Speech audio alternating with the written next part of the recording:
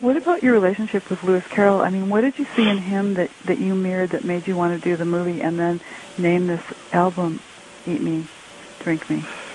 Well, I guess in the beginning I wasn't as aware of the parallels, other than the ones that were obvious to me, between his mental state and the one that I was sort of becoming. I think in some ways a lot of people close to me probably, I don't know if they said it to me literally or probably were saying it, whether they were saying it to me or behind my back or something, that I was becoming what I was writing about more than I thought.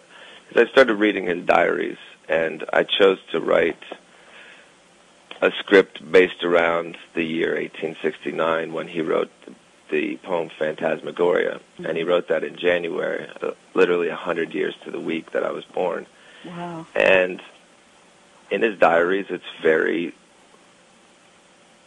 very Jekyll and Hyde. It's Charles Dodson, who is a very proper Oxford professor that teaches math, and then Lewis Carroll, who is everything that goes against what his father, who was Charles Dodson Sr., expected of him. And he was very torn with religion. And the thing that struck me the most and the simplest was that he wrote a ghost story after his father died. And this was a man who was supposed to become a priest and someone who believes in the supernatural. It struck me as very odd, so I started reading his diaries, and they were very dark. They were very compelling, and there was much more of the story than the obvious question. You know, the question that people posed to me, first, you're writing about Lewis Carroll, was he a pedophile? I think, in my opinion, no. Yeah, I don't even address it in my story because I don't think that's the point of it.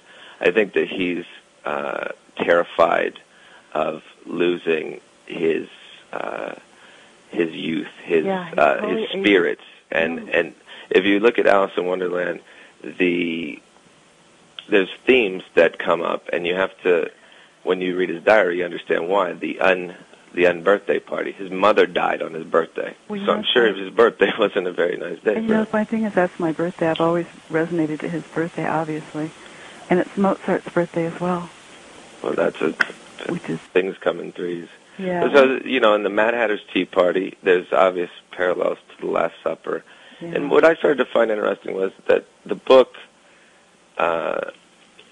is supposedly the second most read book to the Bible, which is interesting because it doesn't ever say that she has blonde hair like Disney portrayed her. It doesn't ever say the Mad Hatter was even wearing a hat. That was just his name. Yeah. And it doesn't say Humpty Dumpty was shaped like an egg or anything like that. So I started looking at it and looking at him and seeing all of the parallels. And he was very inspired by Edgar Allan Poe.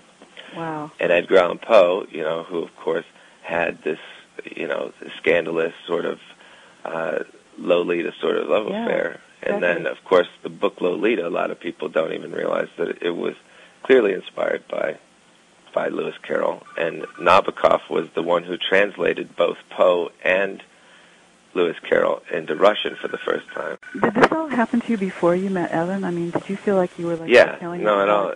Yeah. I mean, it's like you called this in, you know? I mean, there had to be days where you thought, God, did I create this reality? In a lot of ways, yes. And the strange thing is that neither one of us really saw it coming. I think it was just interesting that I found anybody who was even familiar with any of the stuff that we just discussed. And so the concept of age and of conflict and the strangeness never really figured into it. And I think that it wasn't even really disappointing to me. I thought it was too cliche, and I can only expect, you know, what people initially started thinking, and even, you know, in my personal life, that things were something different than what they really are. And it was, you know, me finding somebody that I could actually relate to, and it was realizing that I was disappointed in the idea that I spent all my time watching films like The Hunger, Harold and Maude, Yeah. True Romance, and I was just wanting to hit myself thinking, why isn't my life like that? Because I thought it was, but now I realize that there's such a fear about what's going to happen tomorrow that today isn't any good.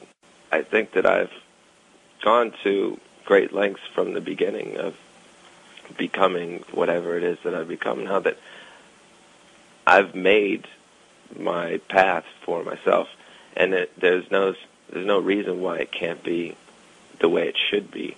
And I think it's ultimately fear. And I think letting down my guard to write the things that I wrote, and it ended up giving me the first real collaboration in songwriting with Tim Skold, because I had someone who made music that sounded exactly like what I needed to hear. It's almost as if he was scoring what he saw me feeling. Yeah. And it challenged me, and I felt really inspired, and I've never had that situation with any guitar players in the past. I've always had to tell them, can you make it sad? Can you make it angry? Can you... And it flowed right, and it allowed me to simply concentrate all my strength on what I wanted to say and singing it.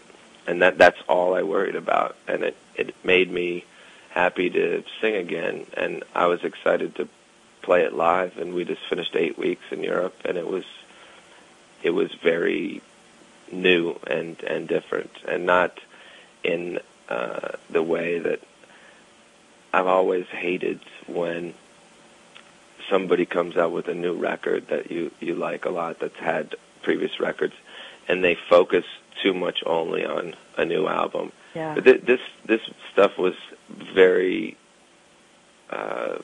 it was able to transform into the set with the other songs quite well, and it makes for some absurd greater picture that I'm probably too close to see yet.